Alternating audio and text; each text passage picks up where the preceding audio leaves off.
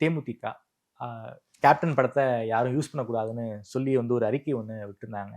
அவங்க எம்ஜிஆர் படத்தை யூஸ் பண்ணுறாங்க. நேத்திக்கு ஒரு ஃபோட்டோ பார்த்துருப்பீங்க. ஜெயலலிதா அவர்கள் பக்கத்தில் வந்து அன்னியார் அவர்கள் நிற்கிற மாதிரி ஒரு ஃபோட்டோ. அதுவும் வந்து ஒரு ஃபேஸ்ஃபுல்லாக மாறி இருக்கு. என்ன சொல்ல வராங்க? அதாவது சிஎம் போய் பார்க்குறாங்க. வேலூர் போனால் கேசி வீரமணியை போய் பார்க்குறாங்க. கேசி வீரமணி எங்கள் கூட தான் இருப்பாங்கன்னு பேட்டியும் கொடுக்குறாரு. என்ன சொல்ல வராங்க சார் தேமுதிக? டிமாண்டு கிரியேட் பண்ணிக்கிறது. இப்போ வேறு யாராவது ஒரு கம்பெனியில் வேலை செய்கிறாரு, இன்னொரு கம்பெனியில் போய் சேர்றாரு, கேட்குறாரு. இங்கே ஒரு 60,000 சம்பளம்னா 65 ரூபா ஆஃபர் லெட்ரு. என்ன சார் கிளம்பிடவா? 65 ரூபா போயிடுவான்னு. உங்கள் தேவை இந்த கம்பெனிக்கு இருக்குது. என்ன குமார் இப்படி கோச்சிக்கிற? என்ன சொல்லிட்டேன் இப்போ? அதே 65 ரூபா நான் கொடுத்துட்றேன், சந்தோஷமா இரு. இங்கே இருந்தேன்னா கிராஜுவிட்டி கிடைக்கும், 4 வருஷம் வேலை செஞ்சுட்டேன்.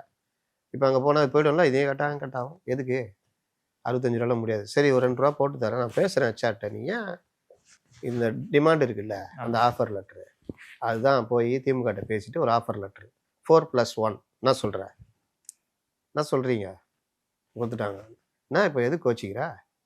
நான் என்ன சொன்னேன்? ஒரு ராஜ்யசபை தான் கொடுக்குறோன்ட்டல, அது கொடுக்குறேன்ட்டேன். அப்புறம் மற்றதான் நீ தானே சொன்ன, ஜனவரியில் தான் நாங்கள் முடிவெடுப்போம் யாருடன் கூட்டணி என்று அப்படின்னு. அதனால தான் நாங்களும் கம்முன்னு போயிட்டோம். அப்படி சொன்னால் விட்டுறதா அப்படின்னு. சரி வா என்ன பேசுவோம்.